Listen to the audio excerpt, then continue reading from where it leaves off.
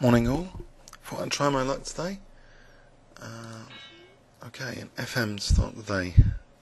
9:15 GMT now. Let's try knight c6 from Watson's Dangerous Weapons book. Maybe some IMs are confused by this still. Okay, it's gone for an exchange. Try and contest the e5 square. Okay, can I get away with knight e4?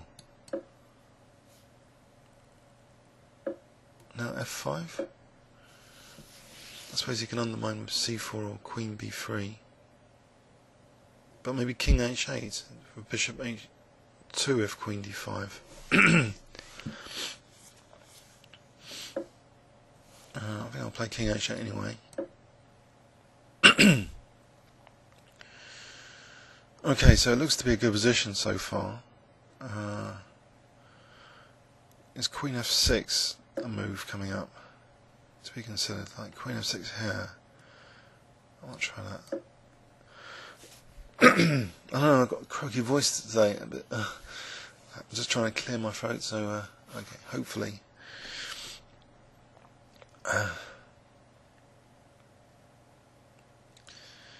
So knight h5, queen f7. e5 is a bit of a problem in theory. Okay, now he's going for d5. So is the position loose? Probably. What about a6? Let's try and strengthen the centre. I suppose you could do c takes d, a takes, d takes. Alright, now taking here might be possible. Takes, but then, I don't know, b5? So I'll go for that.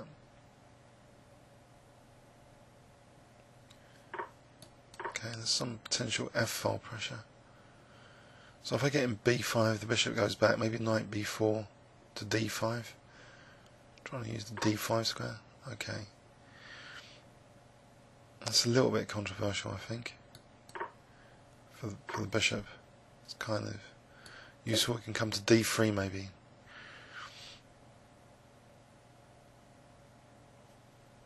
So it's not so bad, I hope. Bit of a time advantage.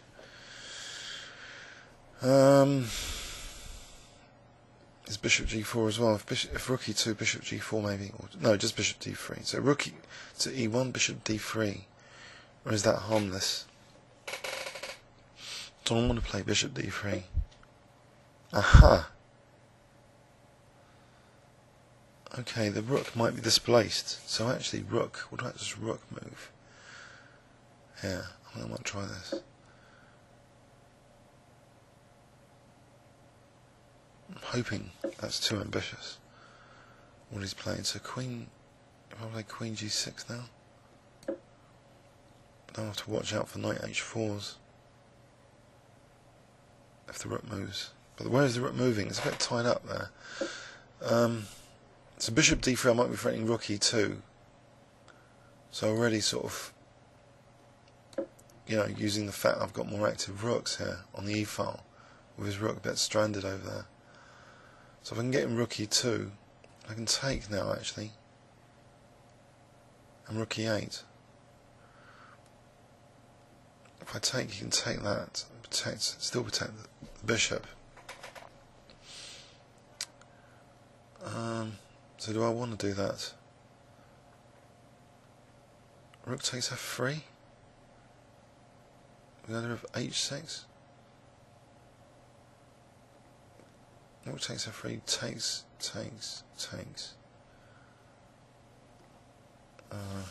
Mostly harmless. Actually, what about this a5 idea? Trying to decoy the queen. It's still take and protect the bishop. Protect e1. Okay, I think I'll just take here to try and expose this rook. Just go here, maybe rook e2 again, as a sort of threat. It doesn't really want to give me that huge pawn. So I'm just hoping this rook's going to be out of play, and that's going to be important. No, it seems solid for him. Right. So Queen F6 hitting the Rook. Could play that as a test. Mind you, this bishop now is a problem.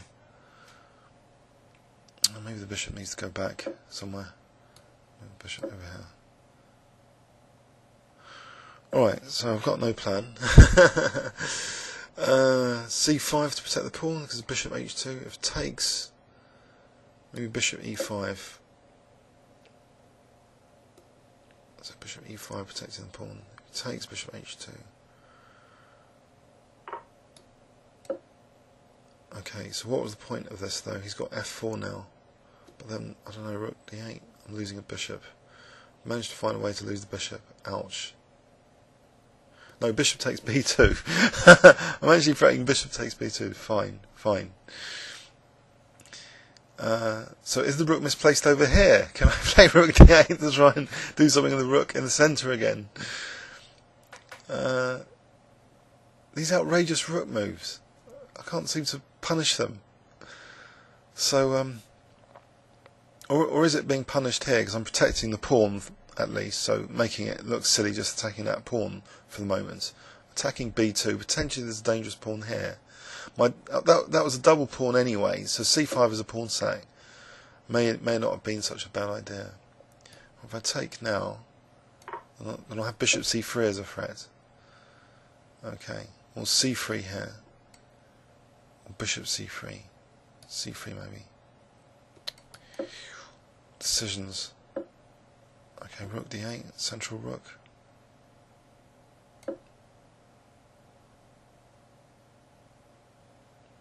Can I get in c2 to try and win a piece? This thing's queening. Actually, that's good because my bishop was tied to that rook before. Now I can take on c2. Have I finally exploited this rook now because of this pawn, this passed pawn being quite dangerous? So knight c2, bishop c2.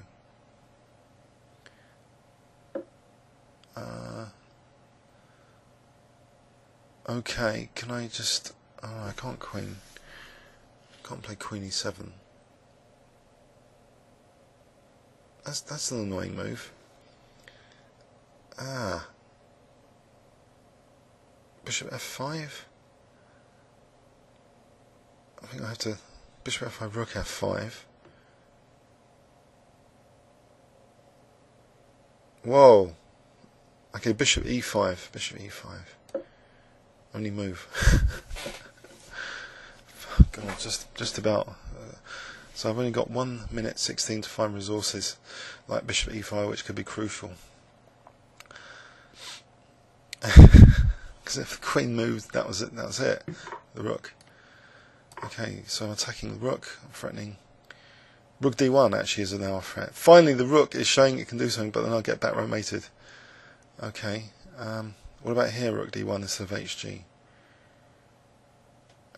Then the rook moves to e6. Takes. Alright, I'll just be content with winning the exchange. Chase after the... It's not a great exchange actually to win, is it? Let's get the king in somewhere. Okay, so a5.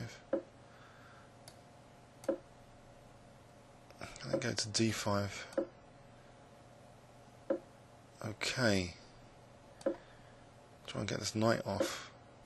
Well, the bishop's alright there. King's okay there. Can I try and get this a2 pawn? To try and get this pass pawn. Ah, he resigns. Cool.